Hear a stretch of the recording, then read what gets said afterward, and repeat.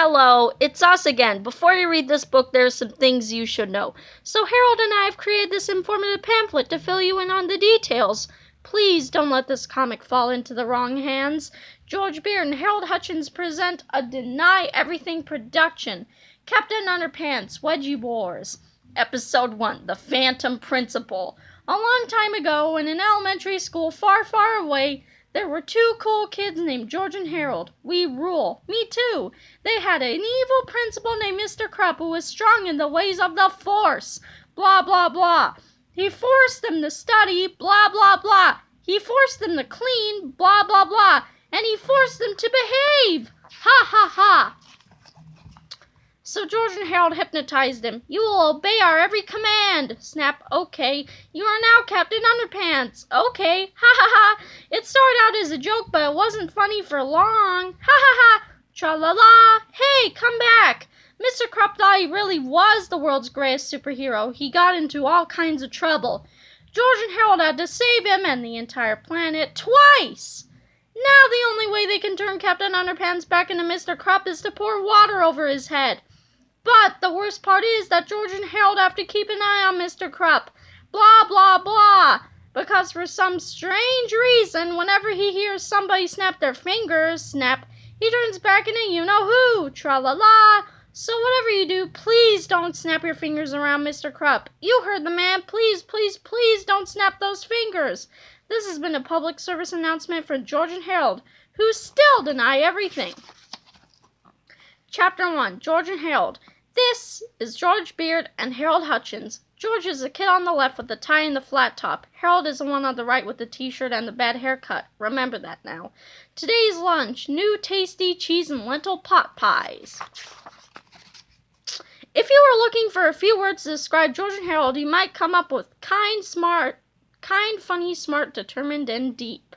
Just ask their principal, Mr. Krupp. He'll tell you that George and Harold are kind of funny-looking, smart Alecs who are determined to drive everybody off the deep end. But don't listen to him. George and Harold are actually very clever and good-hearted boys. Their only problem is that they're fourth graders. And at George and Harold's school, fourth graders are expected to sit still and pay attention for 7 hours a day. George and Harold are just not very good at that. The only thing George and Harold are good at is being silly. Unfortunately, George and Harold's silliness gets them into trouble every now and then. Sometimes it gets them into a lot of trouble. One time it got them into so much trouble it almost caused the entire Earth to be destroyed by an army of giant evil zombie nerds. But before I can tell you that story, I have to tell you this story. Today's lunch, nasty toilet pee-pee sandwiches. Chapter 2, The Evil Space Guys. One dark, clear night in Piqua, Ohio, a flaming object was seen streaking across the quiet midnight sky. It shone brightly for a second or two, then fizzled out just above Jerome Horowitz Elementary School. Nobody gave it a second thought. The next day, everything seemed pretty normal. Nobody noticed anything different about the school. Nobody paid any attention to the roof. And of course, nobody looked up and said, "Hey, what's that big spaceship thingy doing on the roof of the school?" Perhaps if they had, the horrible ordeal that followed might have never happened, and he wouldn't be sitting here reading about it right now. But they didn't. It did, and, well, here we are. As we can all plainly see, there was a spaceship on the top of the building, and inside that spaceship were 3 of the most evil, hideous, and merciless spacemen ever to set foot on the roof of a small Midwestern elementary school. Their names were Zorks, Clax, and Jennifer. Their mission? To take over planet Earth. "First," said Zorks, "we must find a way to infiltrate the school. Then," said Clax, "we will turn all the children into giant, superpowered, evil zombie nerds. Finally," said Jennifer, "we will use them to take over the world." Zorks and Clax laughed and laughed.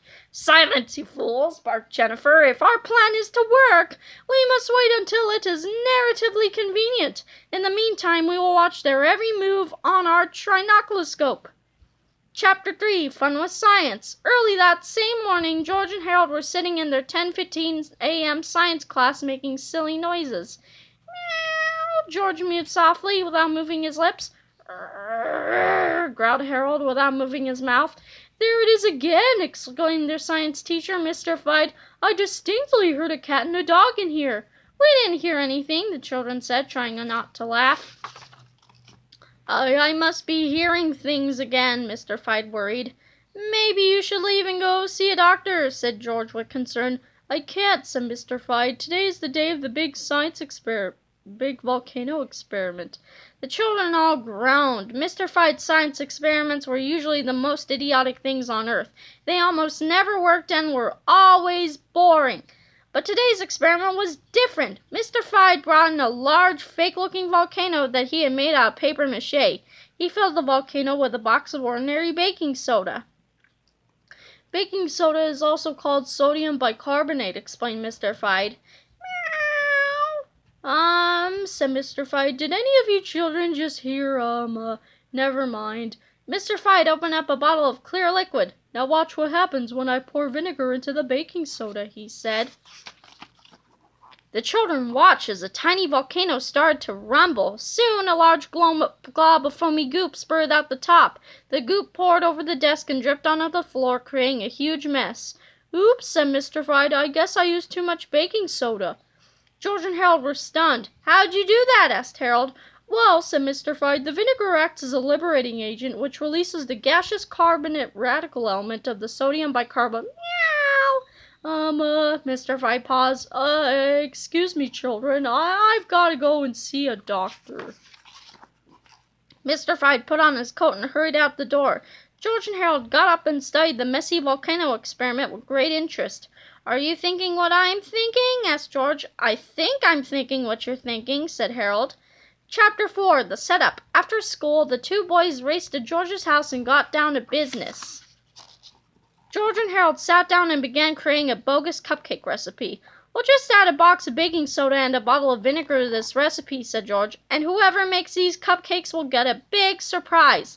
Let's add 2 boxes of baking soda and 2 bottles of vinegar to the recipe, said Harold. That way they'll get an even bigger surprise. Good idea, laughed George. Chapter 5, Mr. Krups' Crispy Cupcakes. The next morning at school, George and Harold strolled into the cafeteria and taped a festive-looking card to the kitchen door. Soon the lunch ladies arrived. Oh, look, said Miss Crant, the head lunch lady. Today is Mr. Krups' birthday, and he'd like us to make a batch of cupcakes just for him. Isn't that cute? I've got an idea, said the cook, Mrs. DePoint. Why don't we surprise him and make cupcakes for the whole school? Good thinking, said Miss Crant. Let's see now. This recipe serves 10, and we have about 1,000 students and faculty in the school, so we'll need 100 eggs, 150 cups of flour, 200 boxes of baking soda, 7 quarts of green food coloring, 50 sticks of butter, 150 cups of sugar, and, let's see, 200 bottles of vinegar. Mr. Krups' Crispy Cupcakes. Ingredients, all of this. The lunch ladies scurried about, gathering everything they needed. They dumped the eggs, food coloring, milk, and baking soda into a large vat and began to mix thoroughly. Then somebody poured in the vinegar. Chapter 6. What happened next? Note, please shake this book back and forth uncontrollably when you read the following word. Also, shout out as loud as you can. Don't worry, you won't get in trouble. Kabloosh! Chapter 6.5. Here comes the goop. A giant wave of green goop crashed through the cafeteria doors and splashed down the hall, swallowing everything in its path. Book bags, bulletin boards, lunch boxes, coat racks, trophy cases, nothing could stand in the way of the gigantic green glob of goo. It traveled down the northeast and west wings of the school, covering everything from the drinking fountains to the text on this page. It squished into lockers and squashed down the stairs. It wasn't long before the green goop began spilling into all the classrooms. Uh-oh, said George. Something tells me the lunch ladies made more than just one batch of Mr. Krups' Crispy Cupcakes. But that was their idea, not ours, cried Harold. Speaking of ideas, said George, I've got a good one. What? Asked Harold. Run, cried George. Chapter 7, The Wrath of the Cafeteria Ladies.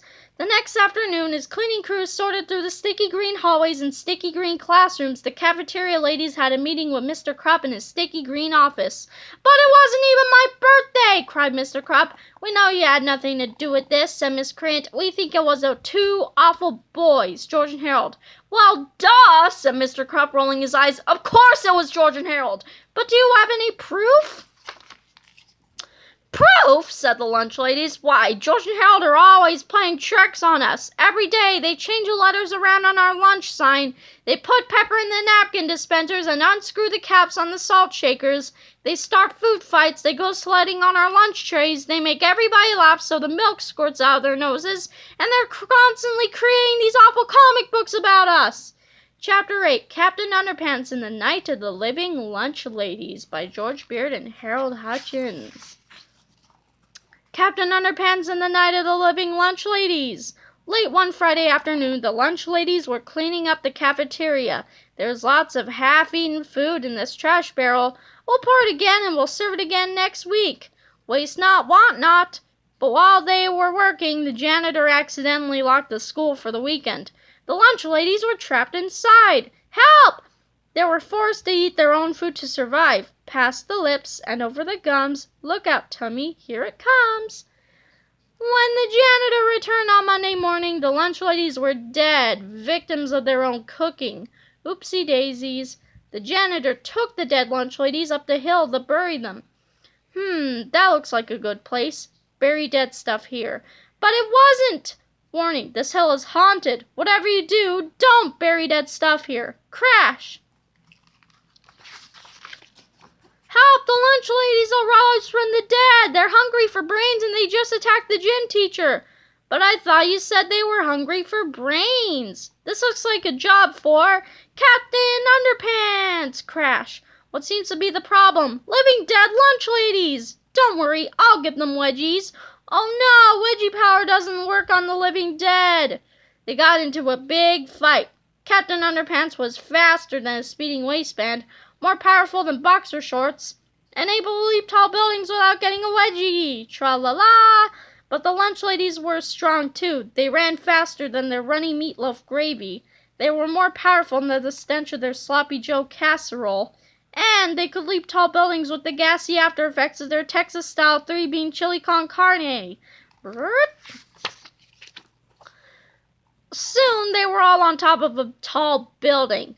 "We got you now, waistband warrior." "Not so fast." Captain Underpants pressed a button on his utility waistband, and Bob popped a roll of toilet paper.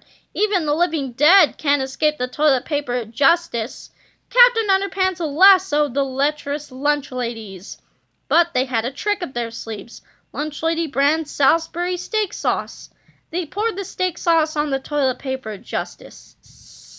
"We're free. Let's get him, girls." "Uh-oh! Ah!" Captain Underpants tossed the toilet paper at Justice. Up it went, and he swung to safety.